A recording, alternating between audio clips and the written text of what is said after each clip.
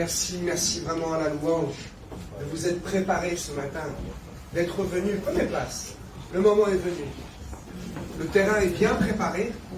Ok, est-ce que vous m'entendez correctement? Yes, c'est important. Le terrain est bien préparé. Merci vraiment à tous ceux qui, les quelques-uns, je le sais, qui ont jeûné, les quelques autres qui se sont préparés ce matin, et je pense vraiment à la louange. Merci beaucoup, Héloïse et Eunice, de ce sacerdoce que vous exercez avec tellement de verve et tellement de foi, tellement d'efficacité. Quand on fait quelque chose pour le Seigneur, faisons-le non pas à 110, mais à 150, à 200%. Autrement, nous serons des tièdes.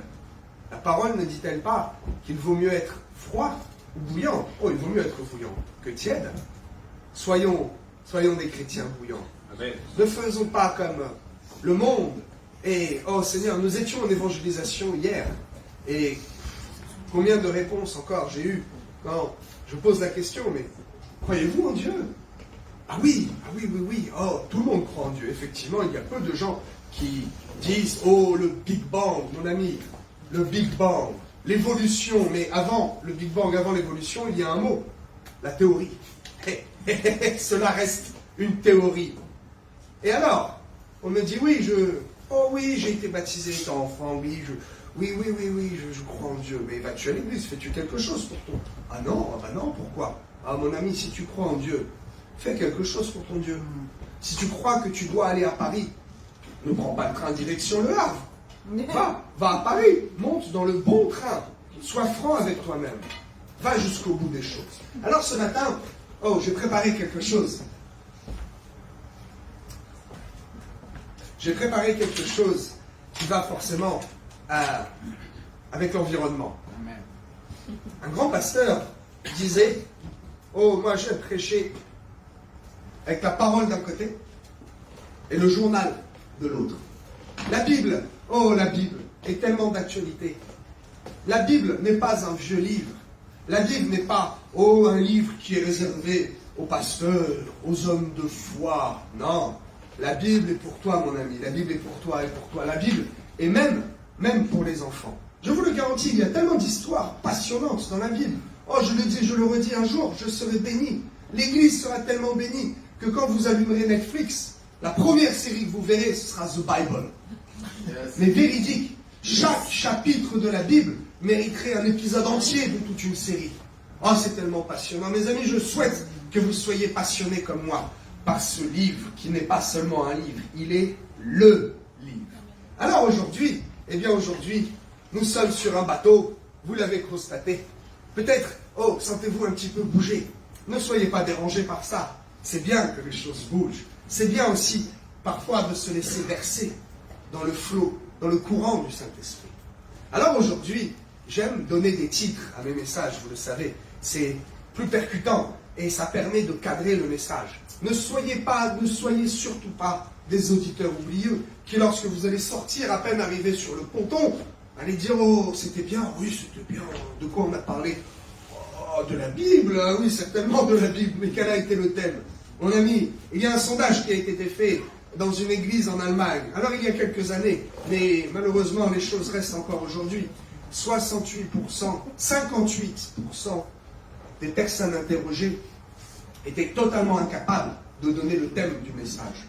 À la sortie de l'église, alors imaginez le temps d'arriver à la maison, imaginez le lendemain, imaginez la semaine d'après. Oh là là, ne soyons pas des auditeurs oublieux. Ne perdons pas notre temps en faisant les religieux, en disant, oui, ce matin je me suis fait beau, c'est bon, je viens à l'église, j'ai le paradis, mon âme est sauvée, cela me suffit. Allons plus loin. Et pour cela, ouvrons la parole de Dieu. Alors ce matin, le thème est « Marchons sur l'eau ». Est-ce que vous croyez que c'est possible? Yes. Quelqu'un ne l'a-t-il pas fait déjà par le passé? Alors, nous allons étudier ce miracle.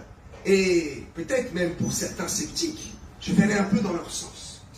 Mais juste un peu, pour vous démontrer que ce qu'il est écrit, techniquement parlant, physiquement parlant, dans le monde en 3 dimensions dans lequel nous nous situons, il y a une incohérence. Il y a quelque chose qui ne va pas. Et les scientifiques, peuvent s'emparer de ces quelques versets et dire, tu vois, c'est une histoire, mais avec la vision du Saint-Esprit, avec une bonne connaissance de la parole, vous allez voir que cette histoire de Jésus qui marche sur l'eau, il y a tellement de choses à en tirer. Et il y a non pas un miracle, il y a the big miracle. Vous allez voir que c'est quelque chose d'extraordinaire. Alors, ok, c'est une histoire que l'on connaît. Je pense que tout le monde ici connaît cette histoire. Ce passage de la Bible qui relate, effectivement, que Jésus marche sur l'eau. Et alors, la suite de cette histoire, on la connaît, c'est Pierre. Pierre qui s'avance. Ok, bon, alors il y a quelque chose à en tirer, mais ça c'est simple. Ça c'est le premier degré. Ce matin, je vais essayer de vous tirer plus haut, dans des profondeurs de la parole plus excellentes et plus exquises. Parce qu'il y a quelque chose, effectivement, de plus important à comprendre. Que oui, ok, il faut exercer sa foi, il faut marcher sur l'eau avec Jésus, et Pierre a eu la foi. Ok, ça on le sait, ça on le fait. Mais vous allez voir que Jésus ici a fait une démonstration exceptionnelle de la puissance. Avant de faire une démonstration encore plus exceptionnelle, de vaincre la mort à la croix, ici, l'événement n'est pas anodin. L'événement est même tellement plus miraculeux que ce qu'il a fait peu de temps avant. Vous savez, les pains, les poissons, ils étaient 5000. Tu imagines, toi, un restaurant qui sert les couverts pour 5000 avec si peu de nourriture, comment c'est possible? Surtout qu'après, qu'est-ce qui s'est passé? Il y a plus après qu'avant. Il ramasse 12 bannettes de miettes. Waouh, n'est-ce pas fantastique? Le miracle de l'eau, vous allez voir, c'est encore un degré au-dessus. C'est fantastique ce que Dieu peut faire. Alors, pour bien comprendre, je vous le dis toujours, ne prenez pas un verset isolé comme ça et que vous sortez du contexte. Vous aurez toujours une interprétation humaine. Il faut toujours savoir qui, quand, comment, où, pourquoi. Alors, qu'est-ce qui se passe dans les événements précédents ce merveilleux miracle? Jésus raconte, explique beaucoup de paraboles. Puis, il vient l'histoire, vous savez, avec Hérode, le tétrarque. Il y a eu plusieurs Hérodes, là c'est Hérode le tétrarque, qui coupe la tête de Jean le Baptiste. Jésus est attristé, il va s'isoler un peu sur les eaux, sur une barque, déjà il va sur l'eau. Et puis, la foule l'attend à son retour. Il fait des miracles, beaucoup de miracles, il fait des paraboles, ok. Et à chaque fois, il y a beaucoup de témoins. Tout le monde le voit. Il y a énormément de témoins qui entendent ces témoignages, ces paraboles, qui voient, les pains, les poissons qui sont multipliés, il y avait juste une gamelle et on est 50 à manger dessus et il en reste. Il y avait énormément de témoins. Au moins 5012. Ok, les 5000 plus les apôtres. Bon, mais dans ce qui se passe là, dans cette histoire qui nous intéresse ce matin, le premier élément qui m'a frappé, c'est de dire, mais il n'y a que 12 témoins. Les gens du monde n'ont pas vu Jésus marcher sur l'eau. Pourquoi, comment? Nous allons le voir, et vous allez voir qu'il y a même bien plus. Ce n'est pas écrit, c'est à moitié écrit. Vous savez, il faut comprendre la parole, il faut l'interpréter et bien la connaître pour savoir où elle nous mène. Et vous allez voir que le miracle de Jésus qui marche sur l'eau, il est encore plus glorieux. Il est encore beaucoup plus glorieux. Alors, je vous invite, pour les quelques-uns qui prennent des notes et qui sont équipés de l'épée à double tranchant, qui est la parole de Dieu, à ouvrir et à commencer peut-être à marquer quelques références dans Matthieu 14, 22 à 33, Marc 6, verset 49, et Jean 6, verset 19. Ce sont les trois références qui parlent de cette histoire. Vous le savez, la Bible se répète.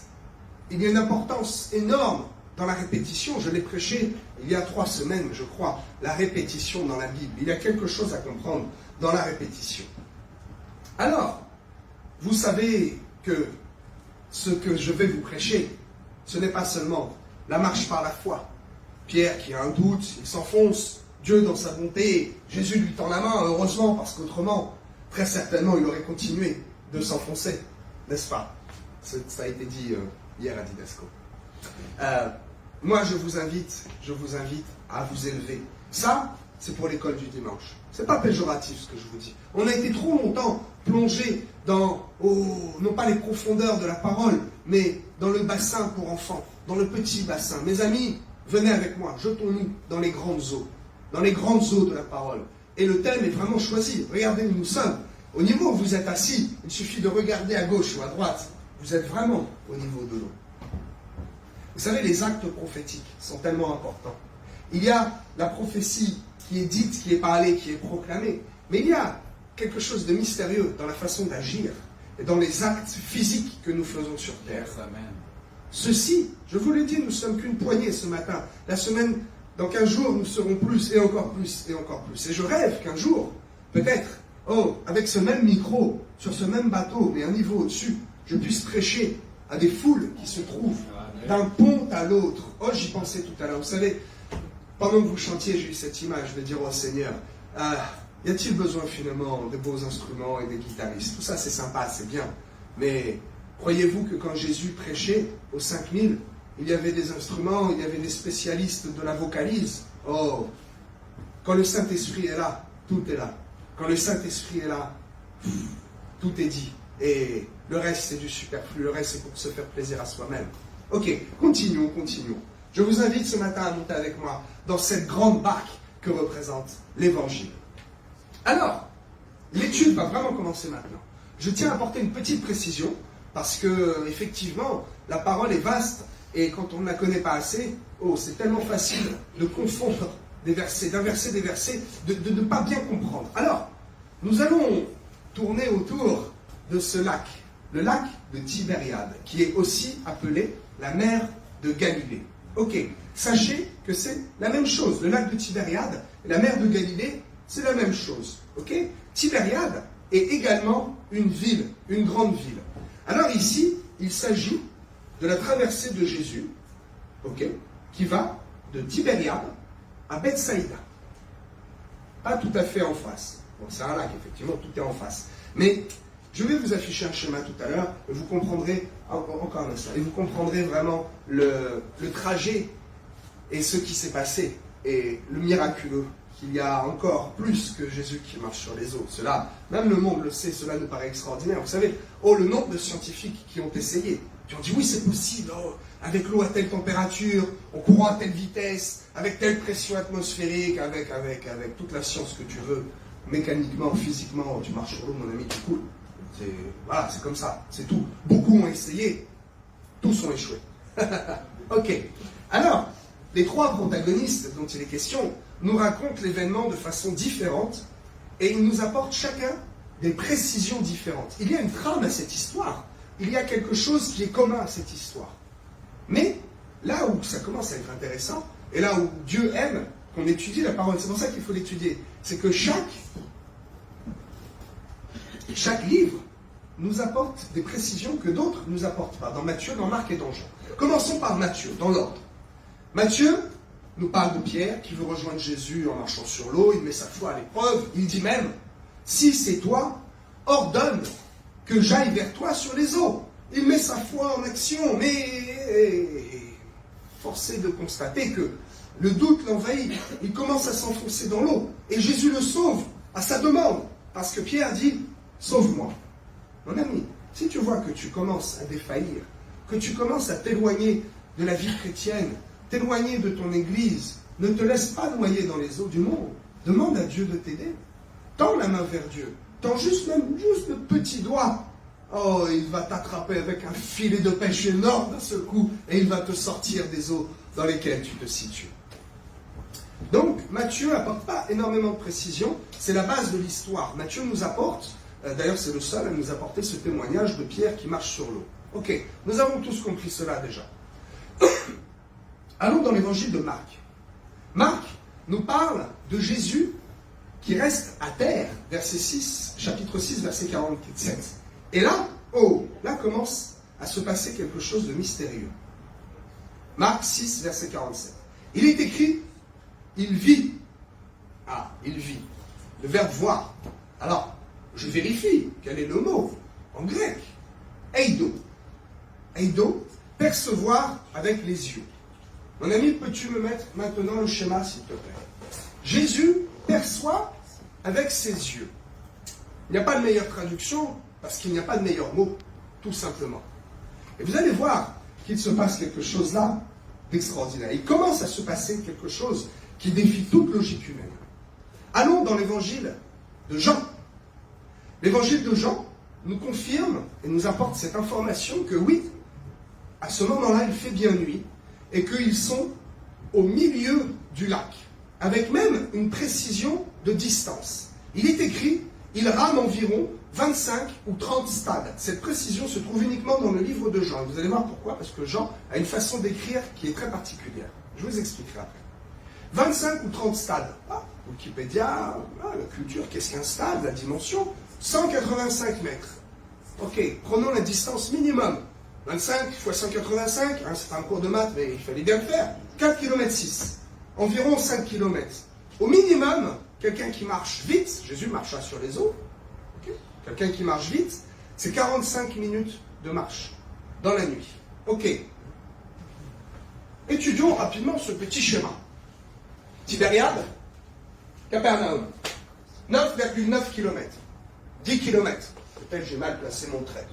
10 km. La Bible est d'une grande précision. Comment à l'époque savait-il mesurer cette distance? Expliquez-moi donc. On pouvait mesurer une distance à pied, en coudée, en ce que vous voulez sur la terre. Mais sur la mer, la mesure de la distance, c'est un autre exercice. Et pourtant ici, ils savaient déjà qu'ils étaient au milieu du lac. Le milieu du lac. 10 divisé par 2, 5 km. Ils étaient à 5 km. Comment est-ce que dans Marc, il est écrit « il vit ». Comment est-ce que Jésus, qui est à Tibériade, dans la nuit, Jean nous précise qu'il fait nuit, il voit à 5 km dans le noir. Il n'y a pas la vision nocturne à cette époque-là. Il n'y a pas les grands spotlights et les grands éclairages. Comment est-ce que quelqu'un peut répondre à cette question? Vous êtes-vous déjà interrogé de qu'est-ce que c'est que ce passage biblique là? C'est bizarre. Comment? Mais c'est impossible. Il vit Eido avec ses yeux à 4,9 km, 5 km au milieu du lac. Jésus vit. Oh! Vous savez pourquoi il vit? Parce qu'il était déjà avec eux en esprit. En esprit, Jésus était avec ses disciples. Parce qu'à ce moment-là, Jésus s'est retiré sur la montagne pour prier. Oh! Continuons. Alors on voit qu'effectivement, il est impossible que Jésus ait une vue perçante à 5 km. Il a vu en esprit, il était avec eux en esprit. Et bien sûr, quand il est écrit que Jésus marcha sur les eaux, à quel moment marcha-t-il sur les eaux finalement? Est-ce qu'il marcha de là à de là, ou est-ce qu'il marcha de là à de là? Ah, commencez-vous à comprendre où est le miracle caché ici? Ce que Jésus a fait en plus d'avoir marché sur les eaux. C'est pour cela que les disciples ont eu peur. Ils ont eu très peur. Et il y a des témoins indirects, puisque quand il arrive en face, au verset 25, vous trouverez que la foule est rassemblée. Et la foule lui dit, « Rabbi, Rabbi, quand es-tu venu ici? Comment es-tu venu ici? Comment es-tu apparu d'ici à là? Qu'est-ce qui s'est passé? Je vous repose la question. Que s'est-il passé? » Oh, j'espère que je ne vais pas en choquer quelques-uns. Mais je vais le dire quand même. Parce que c'est une réalité. C'est une réalité qui démontre que Dieu est omniprésent, omnipotent et omniscient. Partout, en même temps, de tout temps, à la fois présent physiquement. C'est ainsi que, quand je le prie ici, il m'entend, il m'exauce. Quand je le prie là-bas, il m'entend, il m'exauce. Quand je le prie là-bas, il m'entend, il m'exauce. Quand un collègue pasteur le prie à Kuala Lumpur, à l'autre bout du monde, il entend et il exauce. Jésus s'est téléporté, je vous le garantis. Il est écrit dans Genèse 1.1. Qu'est-il écrit dans Genèse 1.1? Son esprit se mouvait au-dessus des eaux. Pourquoi seul Jean nous relate cet élément de Jésus qui marche sur l'eau? Pourquoi est-ce qu'il n'y a que Jean qui nous relate ça? Parce que l'événement, est tellement extraordinaire. Et il n'y a que Jean qui, dans sa style d'écriture, cherche réellement à se concentrer uniquement sur les miracles de Jésus. Parce que son rôle et sa mission est de démontrer la nature divine de Christ. Sa mission est de démontrer le divin dans Christ, l'Esprit de Dieu manifesté dans un corps. Je l'expliquais hier à un jeune homme de confession catholique, j'espère que je vais le revoir, il était très intéressant, nous avons eu un très très bon dialogue, et il me disait, non, il n'y a pas que Jésus qui est divin, il y a les saints aussi. Oh, j'ai eu un dialogue avec un musulman aussi qui me disait, mais comment veux-tu que Dieu est un enfant, Jésus c'est un prophète? Je lui disais, non, Jésus est le prophète, le Messie, il est le divin, il est Dieu manifesté dans un corps d'homme. Oh, il a tellement eu de mal à comprendre et à admettre. Mais nous nous sommes quittés en très très bon terme. Je suis un homme de paix. Alors, dans les 3 évangiles, il y a encore un point commun. Tous les apôtres, il est écrit, ils sont troublés ou ils ont peur. Comment? Ils ont peur de Jésus. Pourtant, n'ont-ils pas vu déjà Jésus accomplir des miracles? De nombreux miracles. Des miracles extraordinaires. Des guérisons. La multiplication des pains et des poissons, je le disais à peine. Jésus a déjà accompli de nombreux miracles. Alors pourquoi, à ce moment-là, ils sont pétrifiés, ils voient quelque chose qu'ils ne s'attendaient pas à voir? Même, je pense aussi à cela, dans Marc 4, un peu plus tôt, qu'est-il écrit à un moment? Ils sont dans la barque, ils ont peur, parce qu'il y a la tempête. Et Jésus se lève, il leur donne aux éléments, calme-toi. Stop! Et la tempête s'arrête. Jésus calme la tempête. Pourquoi ne le fait-il pas à ce moment-là? Parce qu'il y a une tempête aussi à ce moment-là. Ils vont à la dérive, ils sont poussés par les flots. Et pourquoi Jésus ne calme pas la tempête? Parce qu'il l'avait déjà fait auparavant. Les éléments lui appartiennent, mes amis. Il avait déjà calmé la tempête. Pas besoin de recommencer. Marc 6, verset 51. Jésus ne fait rien. Il arrive et le vent cessa. Pourquoi? Parce qu'il avait déjà calmé la tempête auparavant. Mon ami, si tu as une tempête dans ta vie, que Dieu a déjà calmé cette tempête, revendique cette guérison. Amen. Revendique ce que Dieu a déjà fait dans ta vie. Il n'y a pas besoin de reprier encore et de demander, Oh, Dieu a accompli. Ne fais pas le népios, ne fais pas l'enfant. Fais le huios. Confesse que cette bataille a déjà été livrée à la croix. Que cette bataille a déjà été remportée. Cette bataille est déjà gagnée. Yes, passe à autre chose, mon ami. Amen. Ok. Le vent, c'est ça. Jésus n'a pas besoin de calmer les eaux à nouveau. Ok. Les disciples ont peur. Je reviens sur la peur des disciples. Et c'est très important de comprendre pourquoi, quand ils voient Jésus, ils sont terrorisés. Vraiment, ils ne comprennent pas. Parce que ils n'avaient pas encore la connaissance de tout cela. Ils perçoivent le Saint-Esprit. La personne du Saint-Esprit qui est en Christ. La personne du Saint-Esprit qui là est manifestée par Jésus. Ils ne savaient pas que Jésus avait une telle puissance. Mon ami, ne limite pas la puissance de Dieu. Dieu est capable de tout et d'au-dessus de tout encore. N'est-ce pas? Alors, vous savez l'importance de l'eau, la signification de l'eau. Qu'est-ce que veut dire le symbole de l'eau? Comment est-elle utilisée dans la Bible? En hébreu, le mot c'est maïm. C'est ce mot, étrangement, encore une fois, il y a des choses étranges, qui est utilisé, tenez-vous prêts, à 8 reprises, quand? Dans les 10 premiers versets de la parole. Alors, proportionnellement, on peut se dire qu'il y a un déséquilibre là. Sur 10 versets, il y a 8 mots, 8 fois, les eaux, les eaux, les eaux, l'eau, l'eau, l'eau, maïm. À chaque fois, c'est le mot maïm qui revient. Rappelez-vous encore une fois l'importance de la répétition dans la Bible. L'importance de ce qui est dit et redit et encore dit. 8 fois en 10 versets. Quasiment à chaque verset apparaît les eaux, les eaux, les eaux. Son esprit se mouvait au-dessus des eaux. Déjà, dès le commencement. Alors, je voudrais encore une fois attirer votre attention sur peut-être quelque chose où vous avez dû passer à côté, comme moi, au début. Jésus marche sur l'eau. Ok. Qu'est-il écrit réellement? Qu'est-il écrit dans la parole? Est-il écrit, il marcha sur Maïm ou il marcha sur la mer? Ah, tiens donc. Il n'est pas écrit, il marcha sur les eaux. Il est écrit, il marcha sur la mer. Thalassa. Le mot Thalassa, d'où l'émission. Voilà, comme ça vous vous en souviendrez bien. La mer est faite d'eau, certes, mais toutes les eaux ne sont pas la mer. Jésus marche sur la mer. Il n'est pas écrit Jésus marche sur les eaux. C'est nous qui avons interprété ça comme ça avec l'histoire et le temps en disant oh oui, on a pris un raccourci, Jésus a marché sur l'eau, parce que c'est extraordinaire. Mais Jésus a d'abord, en fait, marché sur la mer. Et c'est très, très spirituel. Très, très spirituel. La mer, que représente la mer? Les profondeurs. Jésus marche physiquement sur les abîmes de ce monde.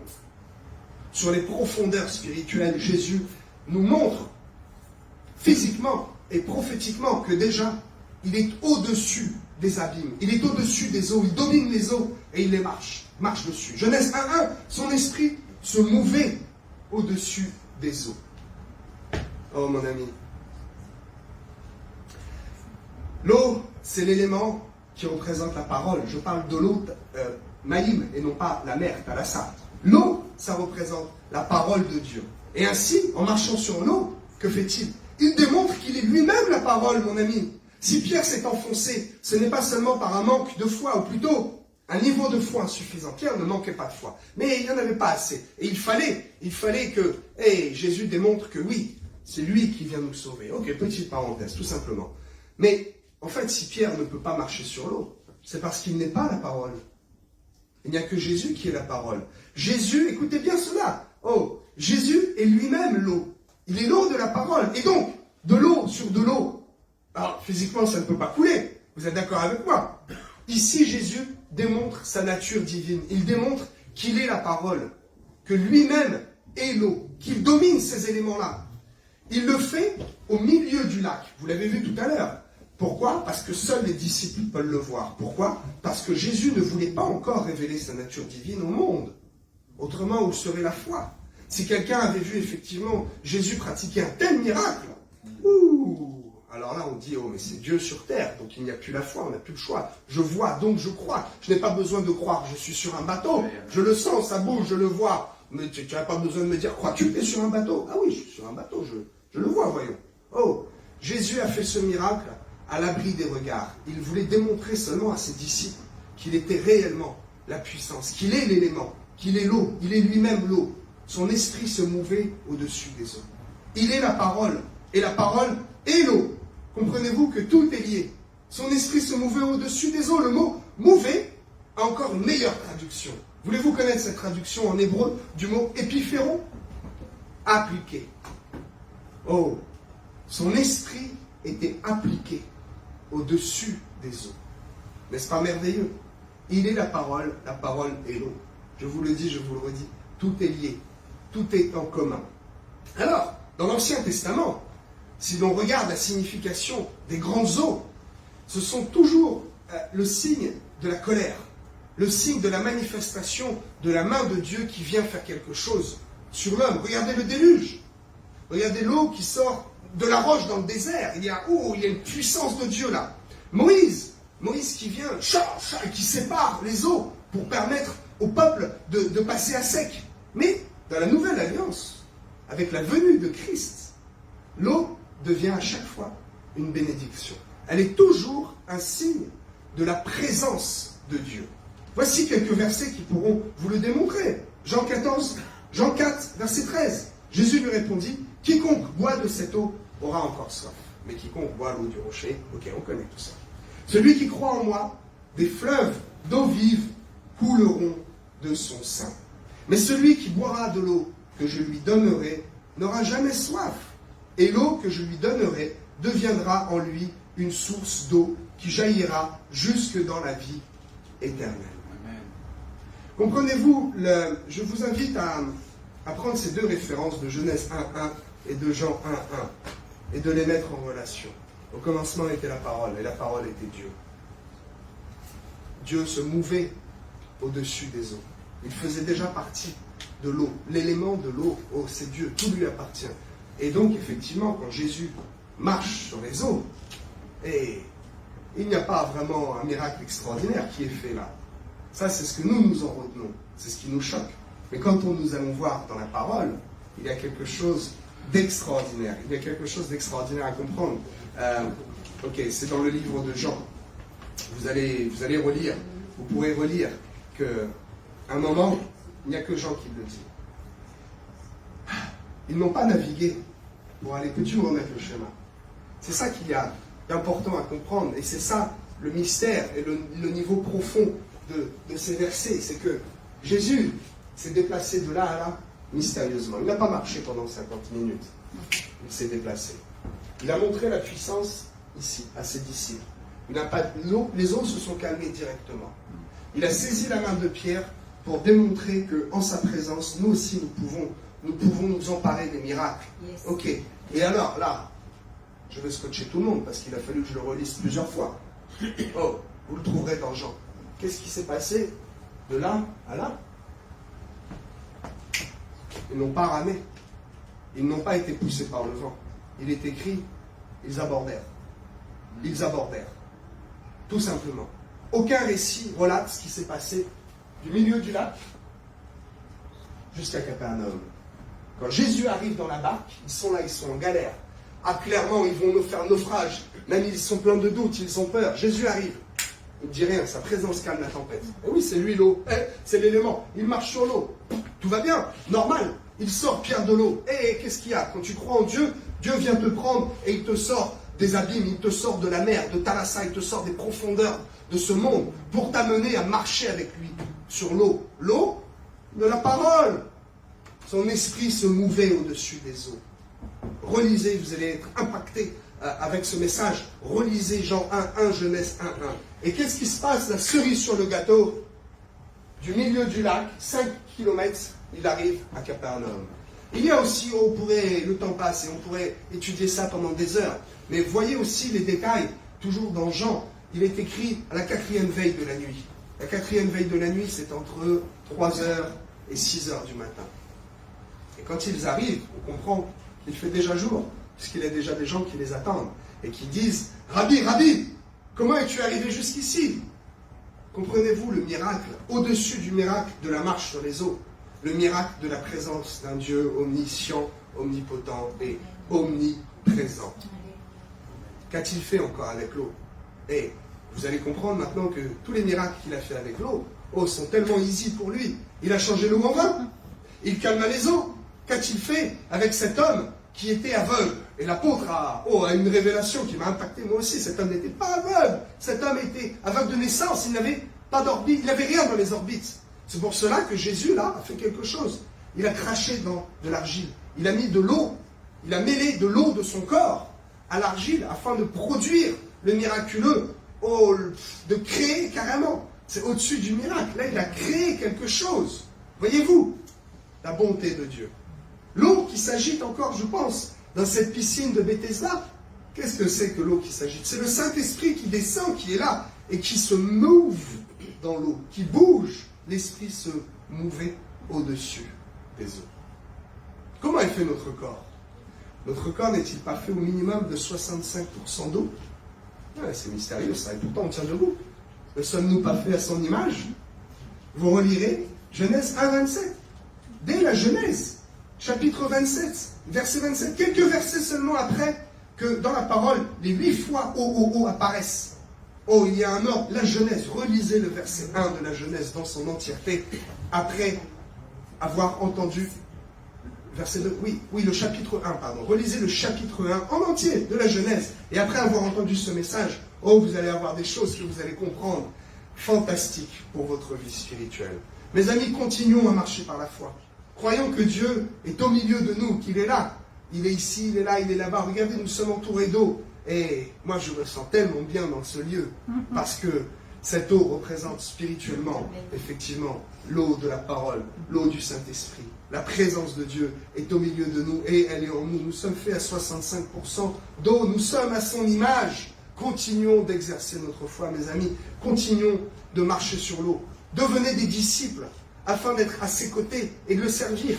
Ne vous contentez pas seulement de l'entendre, d'écouter, comme le fait le peuple finalement, qui attend sur le rivage. Il y a toute une population qui attend sur le rivage à Capernaum.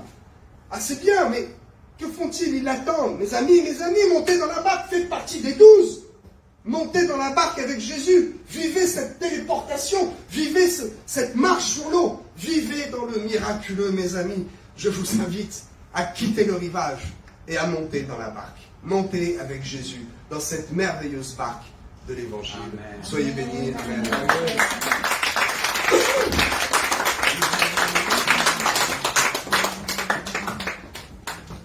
Il n'y avait pas beaucoup de références, mais si quelques-uns désirent approfondir cela, je vous redonnerai les références et je n'hésiterai pas à peut-être vous expliquer un peu plus. Mais ce que je vous donne ce matin, prenez cela comme étant juste un début.